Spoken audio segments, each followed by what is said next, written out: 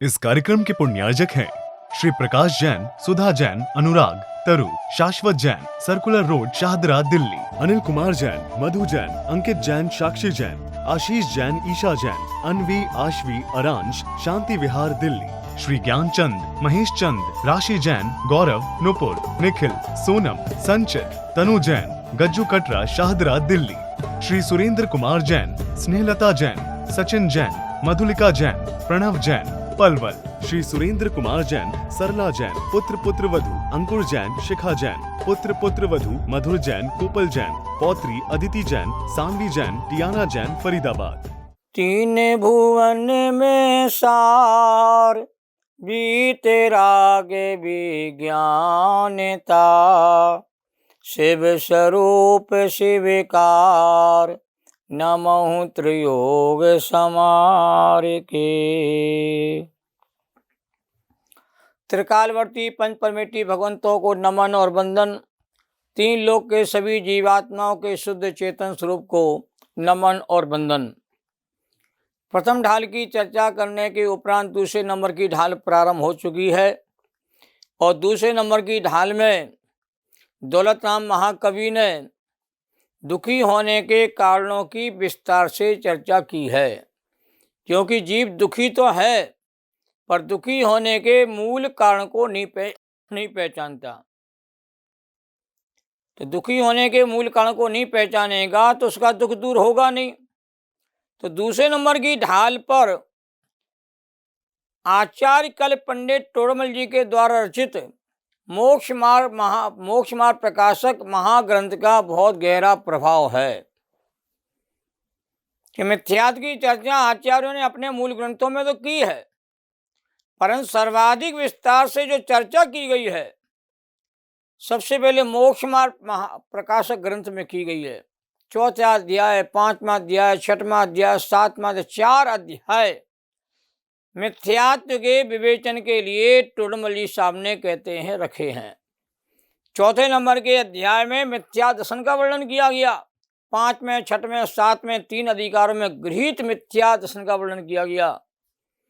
और हमारे दौलत राम कवि ने 6 ढाला ग्रंथ में दूसरे नंबर की ढाल में सभी 15 छंदों में मिथ्यात्व की चर्चा विस्तार से की है।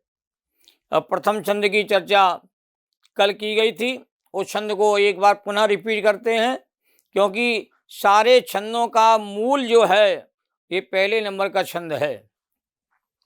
ऐसे मिथ्या जग ज्ञान चरण, बस भ्रमत भरत दुख जन्म मरण, ताते इनको तजिए सुजान, सुन तिन संक्षेप कहूँ बखान। बड़ी सुंदर चर्चा के मिथ्या दर्शन, मिथ्या के मिथ्या चार्य का वर्णन जो आगे आने वाला है उसके वशीभूत होकर के जीव ने जन्म और मरण के दुखों को कहते हैं, बार बार कहते हैं, उठाया है। इसलिए हमें छोड़ देना चाहिए मिथ्या चार्य को, हमें कहते छोड़ देना चाहिए। लोग में माता पिता को छोड़ देते हैं, बाल बच्चों को छोड़ देते हैं, घर परिवार को छोड़ देते हैं, कमाना धमाना छोड़, दुनिया को भी छोड़ देते हैं और जीव कहते अगली यात्रा चला जाता है और मिथ्यात्व को नहीं छोड़ पाता है, मिथ्या ज्ञान चार्य को नहीं छोड़ पाता है। और जब तक मिथ्यात्व को नहीं छोड़ेगा तब तक इसके दुखों का अंत कहते कभी आएगा नहीं। एक बात यहाँ समझना बहुत जरूरी है कि मिथ्या दर्शन, मिथ्या ज्ञान, मिथ्या तीनों का नाम ही मिथ्यात्व है। क्योंकि तीनों में ही मिथ्यापना है ना। दर्शन में मिथ्यापना, ज्ञान में मिथ्यापना और चात्व में मिथ्यापना। दर्शन में मिथ्यापना होता है तो मिथ्या दर्शन कहलाता है, और में ज्ञान में मिथ्यापना होता है तो मिथ्या ज्ञान कहलाता है, और चात्व में मिथ्यापना होता है तो यह कहते हैं मिथ्या चात्व कहलाता है। अब दोनों के दो भेद भी है। देखिए, मिथ्या दर्शन 2 प्रकार का, अगृहीत और गृहीत। मिथ्या ज्ञान भी 2 प्रकार का, गृहीत और अगृहीत। और मिथ्या चार्य भी 2 प्रकार का, गृहीत और कहते अगृहीत। ये 6 प्रकार के मिथ्यात्व के अभाव हो जाने पर जीव कहते हैं सम्यक्त्व को धारण करता है। और 6 प्रकार के मिथ्यात्व में से कोई भी मिथ्यात्व यदि आत्मा में जीवित रहता है तो वह आत्मा कहते अज्ञानी कहलाता है, मिथ्या दृष्टि कहलाता है, महापापी कहलाता है। और ऐसा जीव कहते सम्मित को, सच्चे सुख को प्राप्त करने का अधिकारी नहीं होता है। मिथ्यात्व को समझना बहुत सरल नहीं है, बहुत कठिन है कि मिथ्यात्व की भूल जीव के भीतर अनादि काल से चली आ रही है। मिथ्यापना, देखो 3 प्रकार की भूल संक्षेप में कही जाती है। एक होती अभिप्राय की भूल, जैसे मिथ्यात्व की भूल कहा जाता है। एक होता परिणाम की भूल और एक होता क्रिया की भूल। तो क्रिया की भूल तो इतनी सरल है कि क्रिया की भूल अपने को ही पता चल जाती है और क्रिया की भूल कहते सामने वाले को पता चल जाती है। और परिणाम की भूल ऐसी होती स्वयं को पता चल जाती है, सामने वाले को पता नहीं चलती है। और अभिप्राय की भूल इतनी गहरी भूल होती है, ना दूसरों को पता चल पाती है ना स्वयं को पता चल पाती है। और भूल अंदर ही अंदर में कहते हैं पलती रहती है, मजबूत होती रहती है और जहर का काम करती है। थोड़ा समझने का प्रयास करते हैं क्रिया की भूल क्या है। मान लो मैं भगवान की पूजा कर रहा हूँ, 8 द्रव्य के माध्यम से पूजा कर रहा हूँ और मैंने जल का छंद बोला और जल की जगह यदि मैंने चंदन चढ़ा दिया तो यहाँ भूल कौन सी होगी? क्रिया की भूल होगी, क्योंकि जल और चंदन दोनों कलश पास पास में रखे होते हैं और ध्यान नहीं दे पाते हैं। तो जल की जगह हम चंदन चढ़ा देते हैं और कभी चंदन की जगह हम लोग जल चढ़ा देते हैं। तो ये भूल अपने को पता भी चल जाती है, क्यों अगला छंद हमको बोलना पड़ता है और सामने वाला भी देखो जल का छंद बोला, सामने वाले ने चंदन चढ़ा दिया तो सामने वाले को पता चल जाती है। तो ये भूल जो क्रिया की भूल है, स्वयं को दूसरों को आसानी से पता चल जाती है। अब दूसरी भूल होती परिणाम की, भावों की भूल होती है।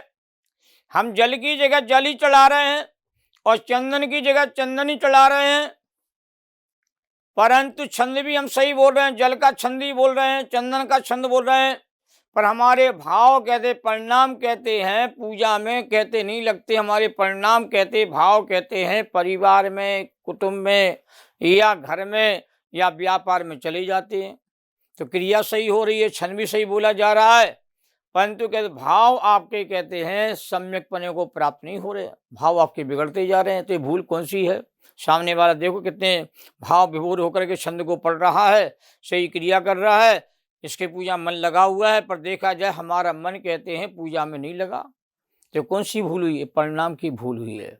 जो स्वयं को पता तो है कि मेरे भाव नहीं लगे हैं, तो ये भूल स्वयं को पता चल जाती है। और तीसरी भूल होती, सबसे बड़ी भूल होती अभिप्राय की भूल, मान्यता की भूल, श्रद्धान की भूल, वो मिथ्यात्व की भूल कहलाती है। हम पूजा भी सही पढ़ रहे हैं, सही हम सामग्री चढ़ा रहे हैं और हमारा पूजा में मन लगा हुआ है, घर गृहस्थी में हमारा मन कहते नहीं रमा हुआ है, फिर भी कहते हमारा अभिप्राय पूजा करने के काल में कर्म क्षय का नहीं हो पाता है और पूजा करने के काल में हमारा अभिप्राय कहते हैं संसार संबंधी बना रहता है। क्या पूजा करके जा रहा हूँ तो मेरा काम सिद्ध हो जावे, पूजा करके जा रहे हैं तो मेरे व्यापार में उन्नति हो जावे, पूजा करके जा रहा हूँ तो मेरे बेटे की बुद्धि कहते हैं सम्यक हो जावे, या मेरा मुकदमा कहते हैं आज उसकी पेशी होने वाली है तो मेरे फेवर में हो जावे। तो अंदर में अभिप्राय हमारा संसार का बना रहता है और पूजा के छंदों में अपने कर्मशय की भावना को भाया है, तो वहाँ आपका अभिप्राय सम्यक नहीं हुआ, क्योंकि भगवान की पूजा स्वयं को पूज बनाने के लक्ष्य को लेके की जाती है।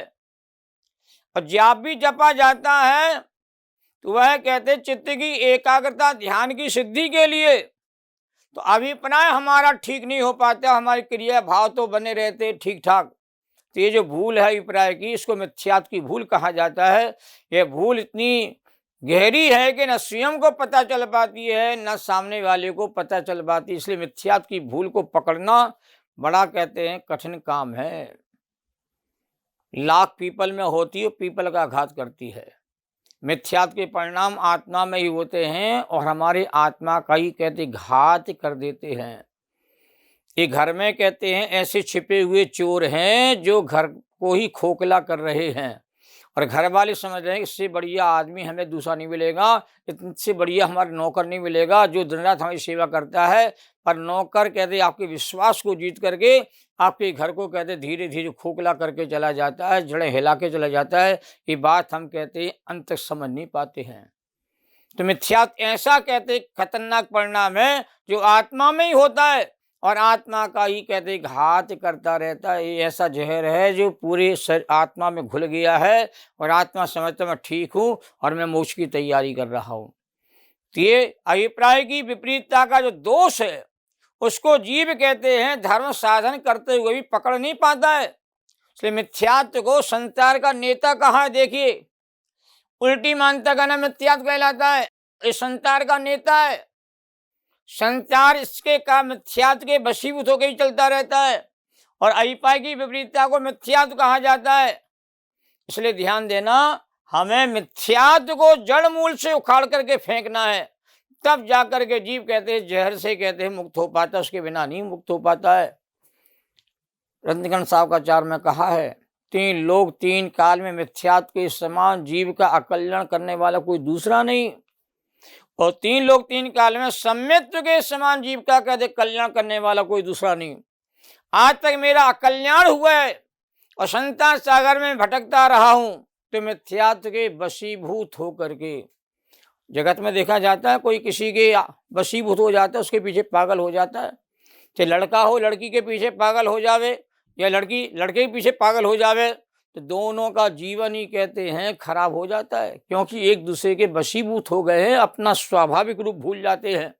ऐसी अनादि काल से जीव कहते अपने चेतन आत्मा को भूल गया है, और शरीर को अपना मानता है, संयोगों को अपना मानता है, संयोगी भावों को अपना मानता है, और इनको अपना मानता हुआ कहते इनमें ही कहते सुख ढूंढता है, और इस सुख इनकी प्राप्ति होने पर सुख की प्राप्ति होती नहीं है, और जीव का दुख बढ़ता जाता है। ये बात समझना पड़ेगी।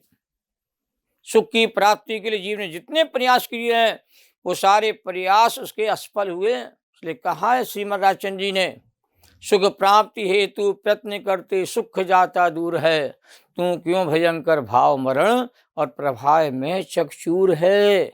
इसलिए स्वयं की पहचान होगी तो ही मिथ्यात्व कहते कांपेगा।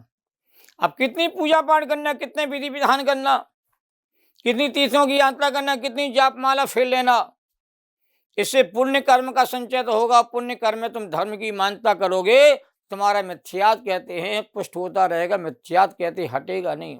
ये घर में घुसे हुए चोर हैं जो घर को कहते खोखला कर रहे हैं। बचपन में मैंने आजादी का एक गीत सुना था, एक बात कहनी है मुझको आज देश के प्यारों से, जनता से, नेताओं से, फौजों में खड़ी कतारों से। क्या कहना है? संभल के रहना अपने घर में घुसे हुए गद्दारों से। किससे सावधान रहना पड़ता है? जो घर में घुसा हुआ गद्दार होता है उससे सावधान होना ज्यादा जरूरी है। पाकिस्तान से तो आप कहते सावधान बने रहोगे, क्योंकि पाकिस्तान प्रकट गद्दार है, ये हमारा भारत का विरोधी है, ये बच्चे बच्चे को पता है। पर हमारे देश में ही कुछ लोग ऐसे रहते हैं, हमारे देश को खोखला करते रहते, कमजोर करते रहते हैं, और हमारे देश पर घात करते रहते, तो उसको कहते हैं कैसे जीतोगे? तो संभल के रहना अपने घर में घुसे हुए गद्दारों से। तो मिथ्यात्व महापाप ऐसा है जो घर में घुसा हुआ है, घर में बैठा हुआ है, आज का नहीं है, अनादि काल का है।